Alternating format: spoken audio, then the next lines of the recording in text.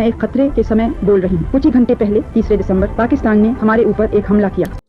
जय हिंद। तो दोस्तों, आज अपन बात करने वाले हैं 1971 के युद्ध की और भारत का पाकिस्तान के साथ आज तक के सारे विजित युद्धों में 1971 का युद्ध सबसे महत्वपूर्ण कैसे था और विश्व के इतिहास में भारत पहला ऐसा देश बना जिसने एक साथ 93,000 पाकिस्तानी सैनिकों को सरेंडर करने के लिए मजबूर कर दिया और दुनिया के महान युद्धों में अपना नाम दर्ज करा दिया।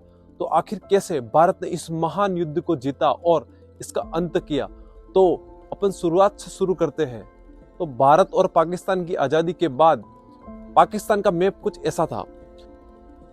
मतलब बांग्लादेश एक देश न होकर पाकिस्तान का ही पूर्वी हिस्सा था और जिसकी दूरी पश्चिमी पाकिस्तान से 1500 किलोमीटर थी।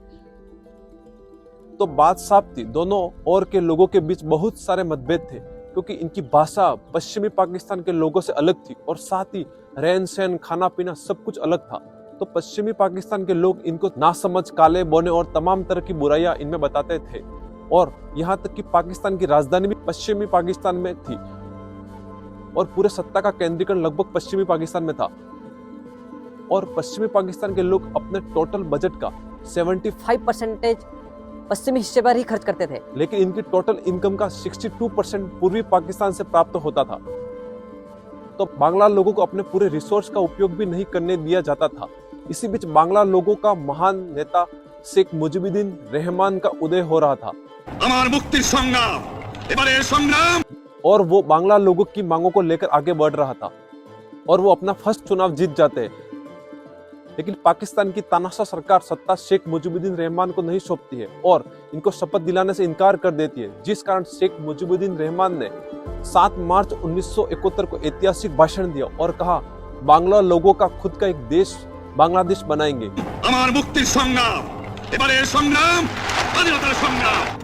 Pakistan lost half of its country.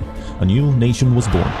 इस कारण पाकिस्तान की सेना ने देशद्रोह का आरोप में 25 मार्च 1971 को इन्हें जेल में डाल दिया और पूर्वी पाकिस्तान की मतलब खुद के क्षेत्र पर ही आक्रमण कर दिया और गृह युद्ध छेड़ दिया और लगभग पाकिस्तान की सेना ने अपने इस गृह युद्ध में लगभग 30 लाख लोगों को मार दिया और 4 लाख औरतों का बलात्कार किया।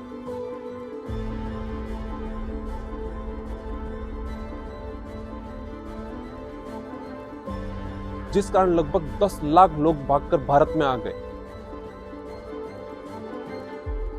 लेकिन भारत की खुद की आर्थिक स्थिति उस समय सही नहीं थी, तो तत्कालीन प्रधानमंत्री इंदिरा गांधी ने जनरल मानेकशॉ को कहा, आप इस समस्या का समाधान के लिए बांग्ला लोगों की मदद करें और इस अत्याचार से बांग्ला लोगों को बचाए और इनकी एक सैन्य टुकड़ी बनाकर पाकिस्तान की सेना को पूर्वी पाकिस्तान से बाहर निकाले। लेकिन जनरल मानेकशॉ ने इस युद्ध में शामिल होने से इनकार कर दिया क्योंकि वह समय अप्रैल माह का था और अप्रैल माह में बांग्लादेश के आसपास का क्षेत्र गंभीर रूप से बाढ़ से ग्रस्त रहता था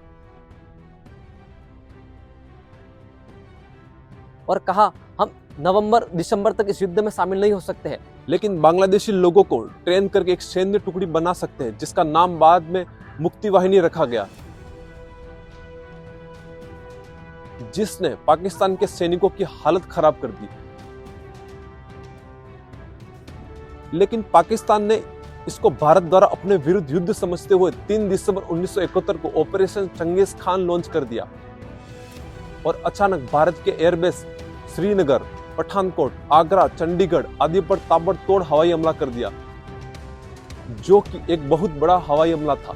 लेकिन भारत की खुफिया एजेंसी को खबर थी कि ऐसा कुछ हो सकता है, जिस कारण भारत को ज्यादा नुकसान नहीं हुआ और भारत ने जो कसम खाई थी कि हम किसी पर पहले हमला नहीं करेंगे, इस कसम को तोड़ने का समय आ चुका था और देश की प्रधानमंत्री इंदिरा गांधी ने रेडियो पर आकर ये घोषणा की, पाकिस्तान ने भारत के खिलाफ युद्ध छेड़ दिया है। मैं एक खतरे के समय बोल रही हूँ। कुछ ही घंटे पहले 3 दिसंबर पाकिस्तान ने हमारे ऊपर एक हमला किया और भारत भी इस युद्ध में आधिकारिक रूप से अब शामिल हो गया है।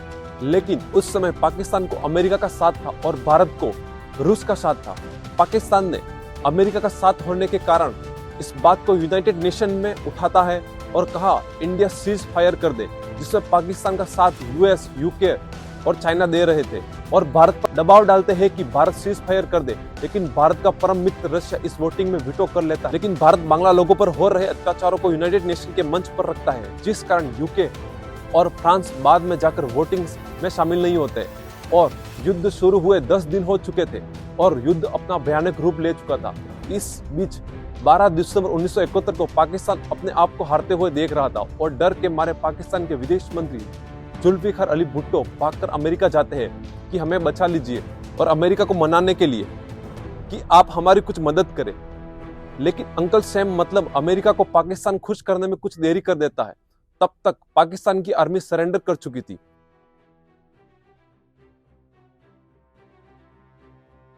और वो दिन 16 दिसंबर 1971 का था, जब भारतीय सेना ढाका शहर को घेर लेती है और लेफ्टिनेंट जनरल ए.के. न्याजी को 30 मिनट देती है सरेंडर करने के लिए, और न्याजी डर के मारे से सरेंडर कर देता है।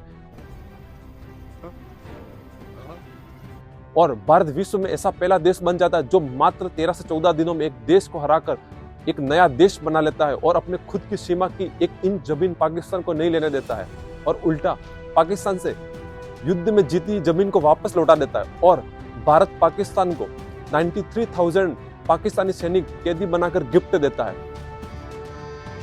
गजब बेइज्जती है।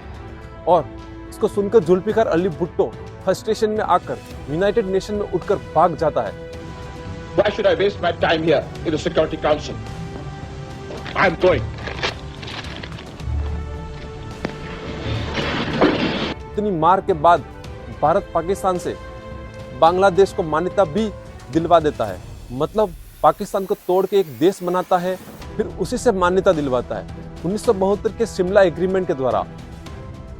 फिर पूरी दुनिया का प्रतिनिधित्व करने वाला यूनाइटेड नेशन भी 1974 में बांग्लादेश को एक मान्यता दे देता है इंडिपेंडेंट नेशन के रूप में, और बांग्लादेश के पहले प्रधानमंत्री बनते हैं शेख मुजीबुद्दीन रहमान।